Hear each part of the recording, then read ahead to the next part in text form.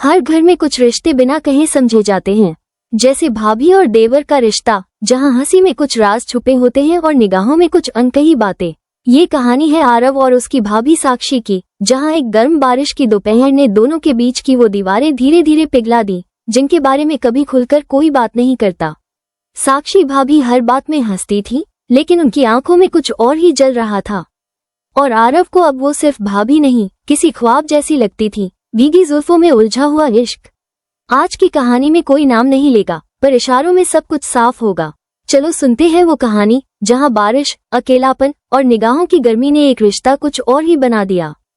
जुलाई की वो दोपहर थी, आसमान पूरा भरा हुआ और मूसलाधार बारिश शुरू हो चुकी थी। घर में सिर्फ दो लोग थे, भाभी साक्षी और देवर आरव। भाई ऑफिस गए थे और घर पर बिजली भी चली गई थी। आरव मोबाइल चार्ज कर रहा था, लेकिन बिजली के जाते ही मन बिखर गया। भाभी ने किचन से आवाज लगाई, आरव, मोमबत्ती कहाँ रखी है? आरव ने मुस्कुराते हुए कहा, जहाँ अक्सर आप अपनी चीजें छुपा देती हो, यानी ड्रॉअर के पीछे। भाभी की हंसी गूंज गई और वहीं से उस दिन की कहानी की शुरुआत हो गई।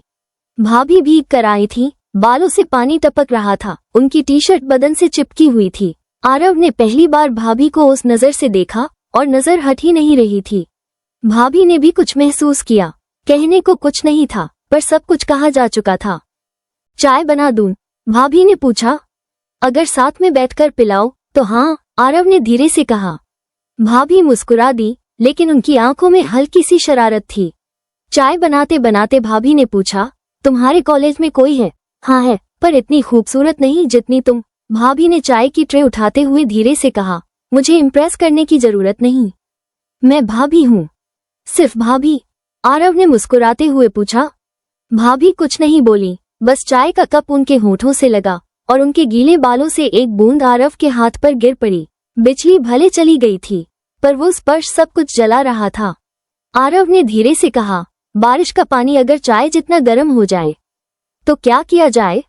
भाभी ने पहली बार आरव की तरफ लंबी नजर से देखा, एक ऐसी नजर जिसमें हंसी कम, चुनौती ज्यादा थी। भाभी ने कहा, आज बोरियत बहुत हो रही है, कोई गेम खेले? सच या साहस? आरव ने झट से जवाब दिया। भाभी चौंकी, फिर मुस्कुराई। ठीक है, पर सिर्फ सच। आरव ने पहला सवाल किया, भाई नहीं होते तो क्या मैं तुम्हारा कुछ और होता? भाभी की आंखों में हल्का कंपन आया। हो सकता था, अगर तुम पहले मिलते। आरव ने पूछा, और अब? भाभी धीरे से बोली, अब सिर्फ सवाल मत पूछो, समझो भी। उनके बीच की दूरी अब सिर्फ कुशन जितनी बची थी। आरव ने देखा, भाभी की सांसें थोड़ी तेज थीं। वो हाथ में कप पकड़े थीं, पर उनकी उंगलियां कप पर नहीं, आरव की नजरों पर जमी थीं। तुम्हें देखकर लगता है कुछ रिश्ते छुपकर भी जी लिए जाए तो क्या बुरा है। बारिश तेज हो गई थी, बिजली अभी भी नहीं आई थी। भाभी कमरे में चली गई, पंखा बंद, पर कमरे में गर्मी थी। आरव दरवाजे के बाहर खड़ा था। अंदर से आवाज आई, आरव, दरवाजा बंद कर दो, ठंडी हवा आ रही है। आरव ने दरवाजा बंद किया और वहीं खड़ा रहा। भाभी ने पीछे मुड़कर कहा, क्यों, डर रहे हो? आरव ने धीरे से कहा, नहीं, लेकिन अगर आ गया तो वापस जा नहीं पाऊंगा। भाभी ने अपना दुपट्टा थोड़ा संभाला और कहा, तो फिर यहीं रुक जाओ। शायद कोई रिश्ता बन जाए जो कहने से नहीं, महसूस करने से जिए जाते हैं। आरव धीरे से आगे बढ़ा, पर न स्पर्श हुआ, न कोई शब्द, बस उनकी सांसें मिल रही थीं। सुबह बारिश थम चुकी थी।